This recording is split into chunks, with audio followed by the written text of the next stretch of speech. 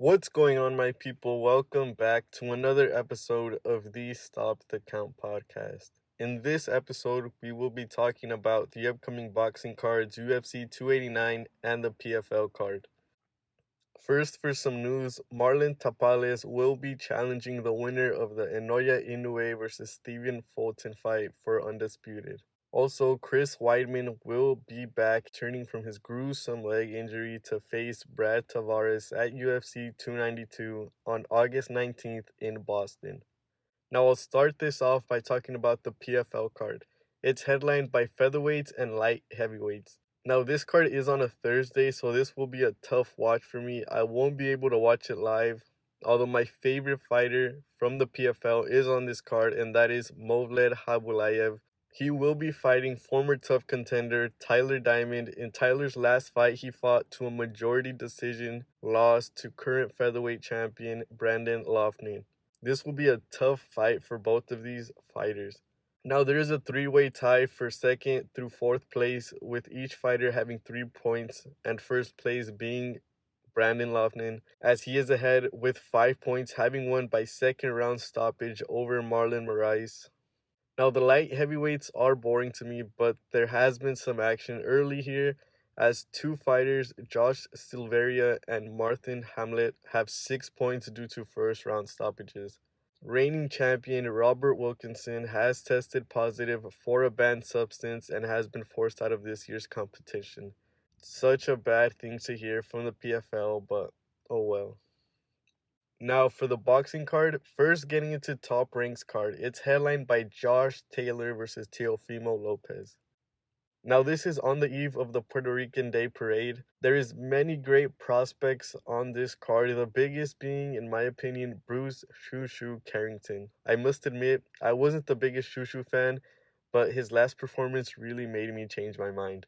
Another good prospect would be omarrosario. He's fighting a very tough opponent. I'm expecting this fight to be toe-to-toe, and Omar's boxing skills will need to be on point. A tough test for Omar. Also on the card is jermaineortiz. He's fighting Humberto Galindo. Jermaine is the fighter that many people believe beat Lomachenko. Jermaine is very tough and big for the lightweight division. I believe Top Rank is setting this fight up for him to put him up against Raymond Muratalla before the end of the year. The co-main event is Puerto Rican phenom Xanderzayas. Xander is currently 15-0 and is a total monster. He's going up against a tough opponent in Ronaldo Cruz. I don't believe that this is going to be a very hard fight from Xander, as every time you see him fight, he gets better, and I don't expect that to change. I believe Xander wins by knockout. Now, for the main event, joshtaylor versus teofimolopez for joshtaylor's WBO world title. I'll start off by talking about teofimolopez. Teo has a record of 18 wins, 1 loss, with 13 of his wins coming by knockout. That lone loss being a split decision loss to George Kambosos. I do believe George was the obvious winner in that fight. And Teo's last fight was a very close split decision victory to a very tough opponent in Sandor Martin. It was not a good performance from Teo. Getting into a little bit of Teo's game, he's very much a pressure fighter at times, even coming in a little reckless to land hard shots. I believe Teo functions better as a counterpuncher, but Teo does a very good job mixing up his punches, making his opponents think about what's coming next. Teo also does have power in both hands, but he hasn't really been able to show it recently, but it's there. Teo's past opponents weren't really known for their power, but they were still able to hurt him. Teofimo also at times gets flashy and starts feeling himself, and against a fighter like joshtaylor, that's a horrible way to fight. Now, Teo has many out-of-the-ring problems he's been going through, especially just with himself. It seems as if there's times Teo isn't mentally 100% going into these fights. Now, getting into the champion, joshtaylor. Josh has a record of 19 wins, 0 losses, with 13 of his wins coming from knockout. Now, Josh was undisputed champion and had to relinquish the WBC belt in the hopes of getting a rematch with Jack Catterall, and he was stripped of the WBA and IBF belts for not wanting to fight the mandatories. Getting back to Jack Catterall's fight against Josh, I feel this is a very clear robbery, as I feel Jack was able to beat Josh clear in that fight. The decision ultimately went to Josh, and Josh hasn't fought since then. It's been over a year since Josh's last fight, and we'll have to see how that affects him. Getting into Josh's game, He rarely uses his jab effectively, and he will need to use it more this fight than ever before. Josh, as well as Teo, pressures his opponents and comes in reckless, although there are times in his previous fights where he gets caught just standing in front of his opponents. Some people say Josh is a dirty fighter, but honestly, I just see him as opportunistic. Josh also gives his opponents different angles. This is going to be a very good fight between two very good fighters. But I don't believe that Teofimo will be able to beat Joshtaylor, as Josh is a master at mind games, and he is also probably the best 140-pounder in boxing right now. It will be close, but I still feel Josh will come out victorious. There is also a matchroom card going on, headlined by Sunny Edwards facing Andres Campos for Sunny Edwards' IBF World title. For a prospect I like to see that is fighting on the card, gregliddard, he's really early in his career, but in those two fights, he's looked very good. Now, his opponent doesn't have the best record, but all of his opponent's wins have came by knockout, so this will be a very dangerous fight. The main event is, of course, Sunny Edwards versus Andres Campos, and honestly, I'm not all that excited for this fight. I believe it will be a close fight, but Sunny will be able to pull out the decision victory. Last and certainly least impressive card, the Golden Boy card, headlined by Jaimemunguia versus Sergey Derevyanchenko.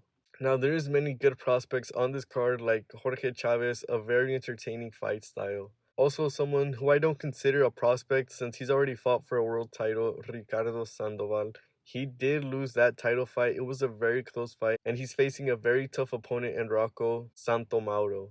But I believe Sandoval wins by decision.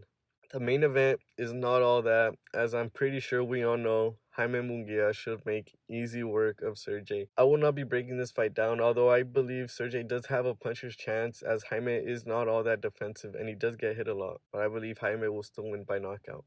Now on to the UFC 289 card, headlined by champion amandanunes going up against irenealdana. First, I'll mention some fights I'll be looking forward to. The first is on the early prelims. Daviddvorak is fighting a replacement opponent in stephenerceg. David was supposed to fight Matt Schnell, but Schnell had to pull out due to injury. Now, I believe this is a closer fight than most people may think, an even fight in my opinion. Another good fight on this card is nassourdineimavov going up against chriscurtis. Yes, this fight is happening and both fighters are coming off losses, so you know they're going to want to come out with a bang. Another fight would be danige versus natelandewehr. This is going to be a great fight between these two. Dan is a very durable opponent, so Nate is going to have to show what he's made of. It will be a very close fight, but I do believe it will go to decision and Nate will pull off the decision victory. Another pretty good fight, mikemalott going up against adamfugitt. I can almost 100% guarantee this fight will not go all 3 rounds. It's a tough fight for both fighters. Mike being on a 5-fight finish streak, while Adam was on a 4-fight finish streak prior to himself getting beaten by Michael Morales by TKO on the undercard of Nunes Pena 2. Adam will also have the reach advantage. This is a very tough fight to pick, but I'll have to go with the Canadian Mikemalott, as this is his first time officially fighting in Canada in almost 6 years. So he will be coming out ready to finish the fight in style in front of his people. Now the co-main event, and for many people, the unofficial main event, a number 1 contenders fight to see who fights number 1 pound-for-pound champion Islam Makhachev for his lightweight title in October in Abu Dhabi. The fight is between charlesoliveira and beneildariush. First, getting into beneildariush. Beneil has a record of 22 wins, 4 losses, and 1 draw, with 13 of his wins coming by finish. Beneil is currently on an 8-fight win streak, as his last loss came over 5 years ago as he was knocked out against Alexander Hernandez. Now, Beneil is one of the smartest fighters in the UFC right now. His ring IQ is off the charts. Now, Beneil is one of the smartest fighters in the UFC right now. His in-ring IQ is off the charts. Beneil is also one of the best lightweights on the ground, but he's not afraid to keep the fight on his feet. When he's on his feet, he throws his left leg often and hard. His takedown defense is top tier, and when he does get taken down, he's never really in a horrible position on the ground. Beneil is also very relentless on the ground. His cardio is crazy. The submissions he looks for are mostly leg locks, and many people may say that Beneil doesn't have a great chin, but I think all that is just bullshit. Now, getting into Charles Oliveira. Charles has a record of 33 wins, 9 losses, with 30 wins coming by finish. Charles also has the most submission wins in UFC history and most finishes in UFC history. His last fight was a loss to pound-for-pound king Islam Makhachev for the lightweight championship. Say what you want, but I don't think it was an early tap or fast tap, as only Charles truly knows what he felt. Prior to that, Charles was on an 11-fight win streak, truly dominating the lightweight division, and we need to stop talking about that old Charles and if he was a quitter or not. He's shown us it's not the same guy.